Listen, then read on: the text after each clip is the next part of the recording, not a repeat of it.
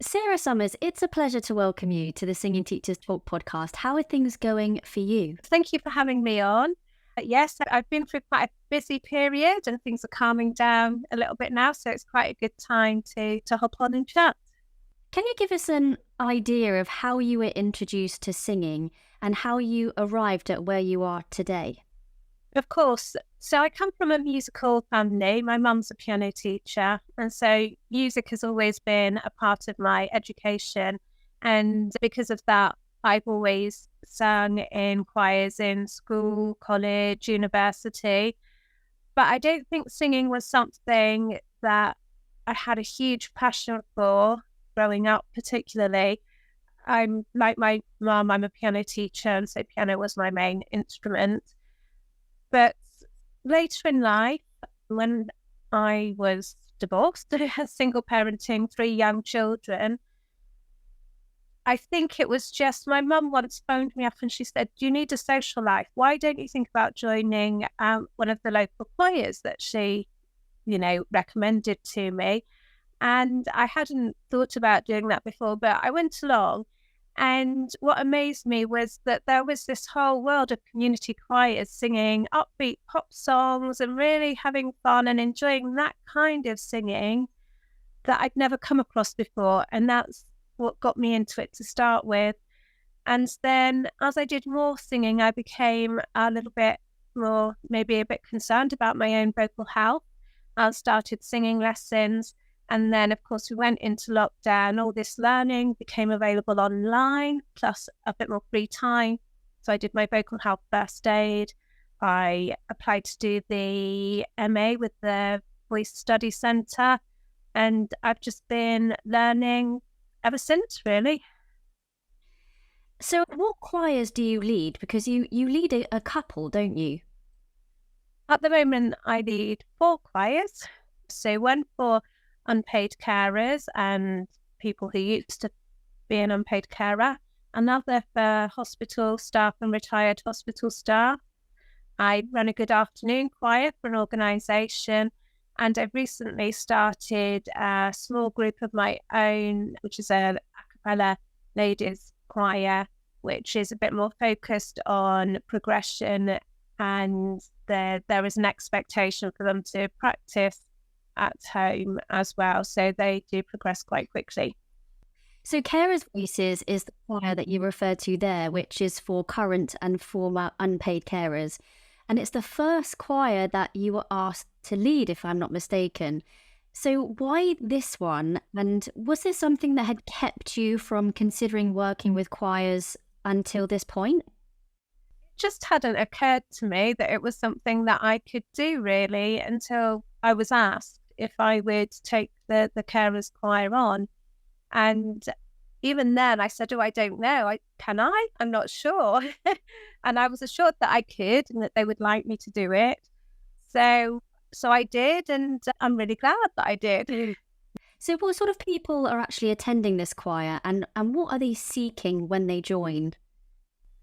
The choir is attended by people who are caring for usually a family member. Sometimes it could be an elderly parent, it could be their partner, sometimes a child who's got their own needs. And most of the carers who come are fit into that category. We also have some who have sadly lost the person that they were caring for. And they come for respite. They come to get a bit of time to themselves. They come to meet other people in similar situations to themselves, and they come to sing. Singing is ultimately what brings them together. As part of your MA studies with the Voice Study Centre, you have conducted some research about the emotional benefits that choir members gain from singing together. So what did that research entail, and what did you hope to find? So I was really looking for what the choir members get out of the choir, particularly in terms of their emotional welfare. So I looked at the existing literature, I looked at the needs of carers, and I looked at the benefits to emotional well-being of attending choirs in the hopes that I could kind of marry those two things up in some way. And I also, after that, I sent out questionnaires to all of the members of Carers Voices, asking why they joined, why they continue to come, and what they think the benefits of joining a choir for carers are. And then the other thing that I was really careful about was ethical considerations, because I've known these people for a few years now. It's 4 years that I've been with them. I've got to know, although not all of them have been there for that length of time, but I've got to know them quite well. And it's an environment where people do share things that are quite personal to themselves. And I was really aware that they could be sharing quite personal information with me. So I was really open with them about what I was doing, where their answers might end up going, and that they could withdraw their answers at any time. And anything that I put into my research paper that did seem like it was a little bit personal, I also double checked with the participant before I put it in that they were happy with that. And of course, I didn't use their names. I used things like C1, C2 for carer 1, carer 2. So quite a lot involved. Yes, yeah, for sure. You're the choir leader, but you're also a human being. So how do you cope with hearing that information or those people's experiences? And how do you respond both as a human being, but also knowing your position in that choir? Ooh. Well, it was quite emotional doing the research, because I think things came out that maybe I kind of had a picture, but it kind of was magnified, I guess, within the research. And people did talk to me about things that maybe they hadn't said before. So it was quite emotional, but I had the support of my mentors at the university, of course. And I know that there are various helplines that I can contact if I feel the need to do that. But no, I think I kind of kept that wider picture on things by looking at other research papers and reading about other choirs, and just kind of keeping that really broad picture there as well. So what was the research that was already available to you to take a look into before you did yours? Well, there's some research about choirs that carers attend with the person that they're caring for. Generally, the papers are based on people who have dementia or Alzheimer's. So there wasn't an awful lot that was focused on the carers themselves. There were little bits, but not very much. There was a lovely paper that I looked at about carers who attend hospice for children with complex needs. And that's a paper by Gozine and Travasso, 2018. And that really resonated with me and what I was reading in my questionnaire responses from Carers Voices. There were a lot of the same kind of themes coming through. So what were the things that you found then from your research, and did anything surprise you? I don't think anything surprised me as such, but maybe, as I said earlier, things that I kind of knew were kind of really brought home to me. Things like the real genuine care that these people have for each other is quite, well, it's inspirational, really, that they care for somebody at home, but they also have this kind of unlimited, unjudgmental care for each other as well, which is just lovely. And I think when I was looking into the life of a carer, the other thing that did shock me a bit, I know that a lot of carers find it difficult financially, but actually seeing how little they get back for what they're doing was a bit of a shock to me as well. I don't know how some of these people are surviving. I really don't. So yeah, that kind of need to get financial help for them as well, which is something that we're looking at doing. What do you think still needs to be understood about choirs or about this particular demographic in singing that is missing from the research that maybe you're hoping to plug? Well, what I'm really looking into is the idea that choirs are great for emotional well-being, but actually there are some reports out there and some studies to suggest that the choir leader does play quite a big role in this. And so I'm really looking to pinpoint what the choir leader can do to support and enhance the well-being within their choir community and make sure that we really are looking after people's emotional well-being. How do you think that we can do that as choir leaders? Well, at the moment, I'm looking into various psychological theories and models, leadership models, and also ethical frameworks. And I'm hoping to kind of bring information from those three different things together to come up with something that might be used to support choir leaders in this. When you're planning a session for your choir, for carers' voices in particular, in comparison to the other choirs that you lead, what considerations do you have to make to ensure it's a proper set-up session for these people?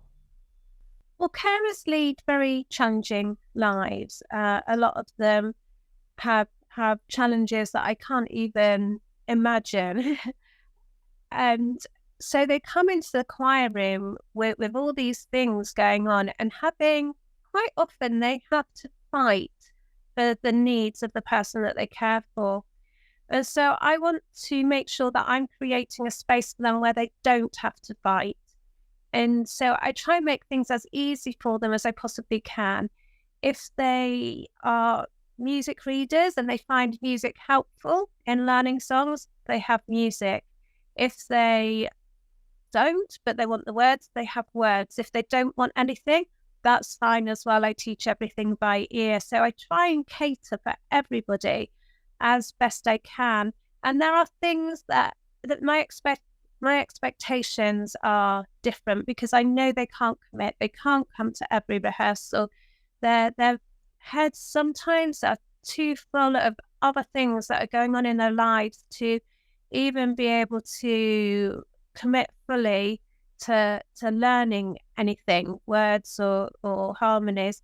I make sure that the confident singers are able to support the less confident singers. There are some quite dominant voices within our choirs, and that's absolutely fine because some people need that help for themselves to feel more confident singing in the choir. So yeah, I just try and make it as easy as I can, basically. What happens if you see one of your choir members becoming upset during a session? What happens then? I don't think I've had the situation where somebody's become upset, but I am really flexible and try to respond to everything in a way that I can be helpful. Sometimes we do have people coming into a rehearsal late, having just had a difficult morning or an upsetting appointment, and they come in and they're visibly upset. And so they're very supportive to each other, which is great. Somebody will always, be there for that person. I have an example from my own observations of when somebody came in very upset once, and a choir member just took her straight over to sit next to her and said, come and sit with me. I need your help with this song. And that kind of distraction was what that person needed at that time.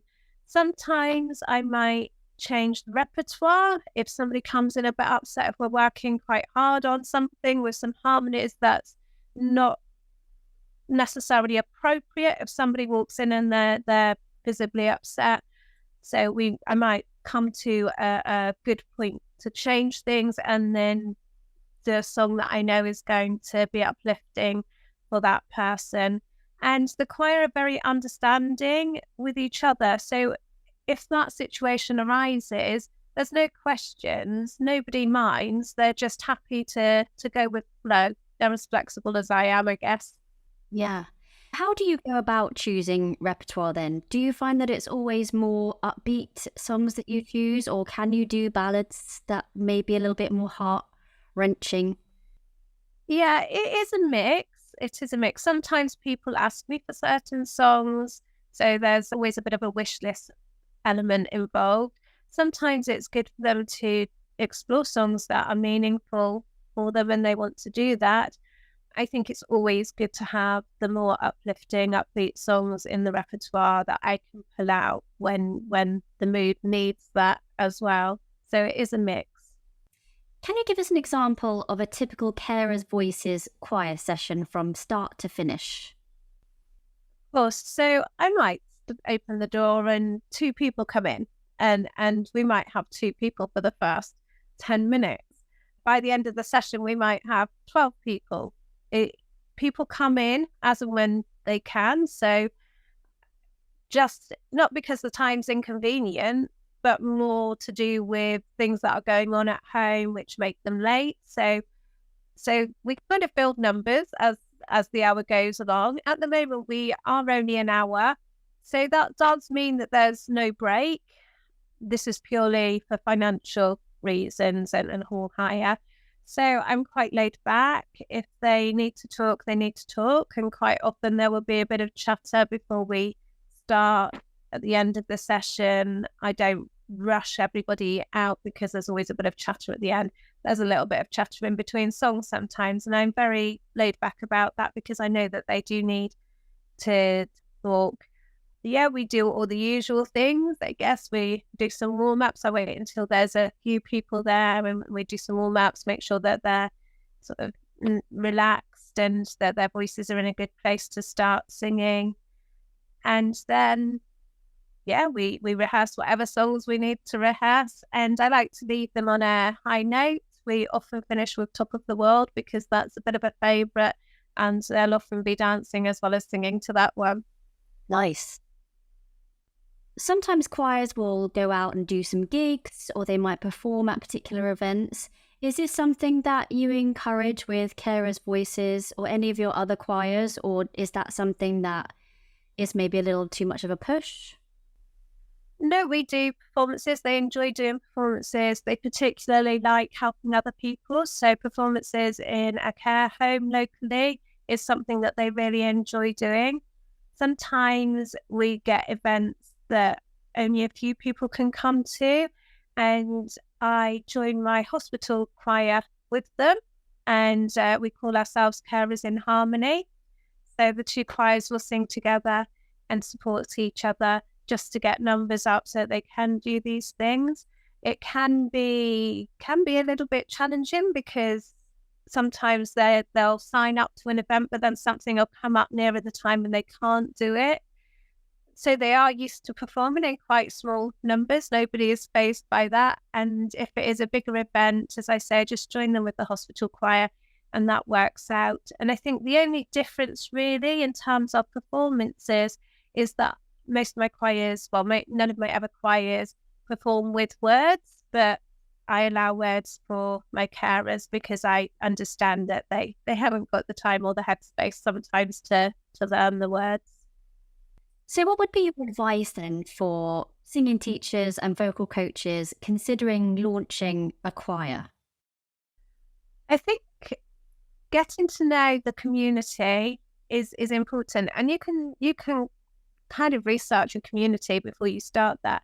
But I think you're on a journey. They're on a journey with you, and you are on a journey with them as well. And I think being open to learning as you go is just as important for the choir leader as it is for the choir.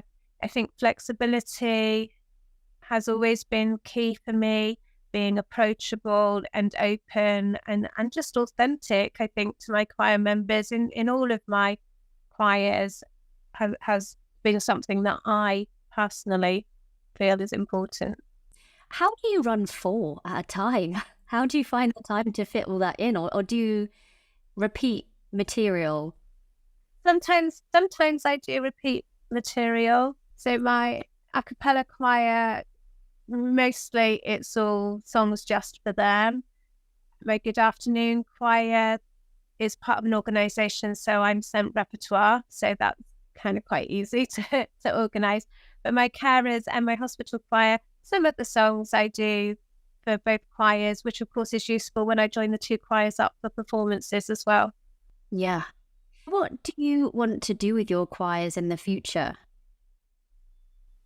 think at the moment, for me, it's about building numbers and visibility.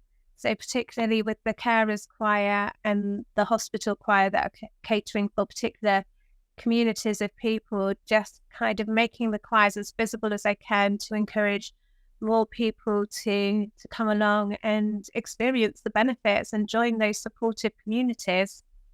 Can you tell us some of the feedback that you've got from some of your members and what this is doing in their life? For the carers, they've told me that it helps them to be a carer. They come to choir and it re-energizes them and helps them to go back and do their caring role again, which I think is huge because it's not just affecting the carer.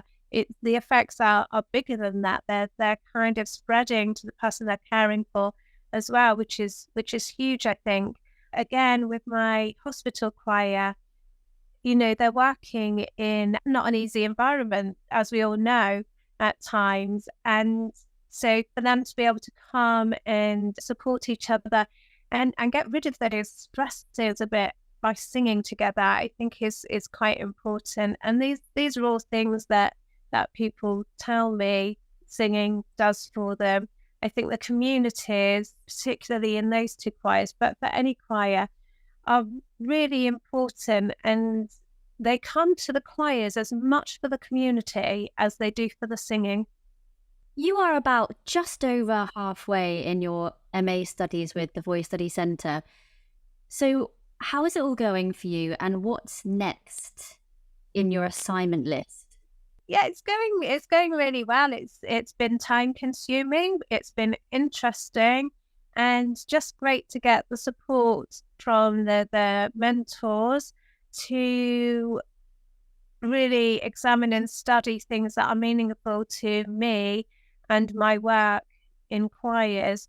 So for me, now I really want to kind of look at how the choir leader can look after the well-being, the emotional well-being specifically within their choir communities. And so kind of really pulling together different theories and models, and really looking at how they can be used to support the choir leader in that role. Do you see a benefit or a need for the choir leader to then have some form of psychology or counselling, not degree necessarily, but education? I think that's really a really interesting question, and I've not thought about that as much because, let's face it, there are hundreds and hundreds and hundreds of community choirs, aren't they? And I don't think you need to be a music therapist or anything to run a community choir, but I think just to have some understanding of the people who you are catering for. And if you are leading a choir that is for well-being and that you are wanting to make people feel good to come to, just some kind of consideration, I think, about how that is happening and what your role is within that, I think is a really good idea. What do you hope that you can achieve by the end of your MA in terms of progressing with choirs and helping choir leaders to be the support network for their members? I'd love it if I can come up with some kind of guidelines or framework or something that could be used if choir leaders want to support them. And I think, we're trying really hard as a choir leading community, I suppose, to get the medical profession to really take us seriously in terms of recommending people singing choirs for their well-being. And I think if I can add to the research and the work that's being done with my own work in terms of making it look or showing that we are serious about how we're looking after people's well-being, and that we are doing everything we can to make sure that it's actually happening and that what we're doing is right. There's so much research out there and evidence to say that singing in choirs is good for you. And if I can just add to that in maybe a slightly different way, then, I hope that we do at some point reach a stage where the medical profession and relevant organisations are saying to people, go and join a choir. You have joined a choir before as a singer. How does that well-being environment impact you differently as a leader of a choir? It's different with every choir that I lead because the communities that I lead are very different. I love my choir work. I'm sure that other people say it about their work, but I really do think I've got the best job there ever is. I absolutely love it. It makes me feel good as well. And, the hospital choir treat me as if I'm one of them. So it's not like I've got a separate job at all. I am part of their community, and that support network is they kind of include me in that. So that's really lovely. Not every choir is going to be like that, because I am a choir leader. It is a separate position, and I don't expect all of my choirs to support me in that way as well. But yeah, I love it. I also do like the opportunity to get to sing in a choir myself when it arises, which isn't very often, but sometimes maybe on a choir leader training day, the opportunity to sing with other people in harmonies as well is great. Yeah. Yeah, you can't beat a harmony, that's for sure. No, absolutely. Sarah Summers, thank you so much for giving me your company today. Where can people find out more about you and the choirs, and also keep an eye on some of the work that might emerge from your MA? So I have got a website, and I am just checking. It's called happyhealthyvocals.co.uk. Brilliant. Thank you so much, Sarah. I wish you all the very best for the future. Thank you. And thank you for having me on. It's been lovely chatting to you. Thank you.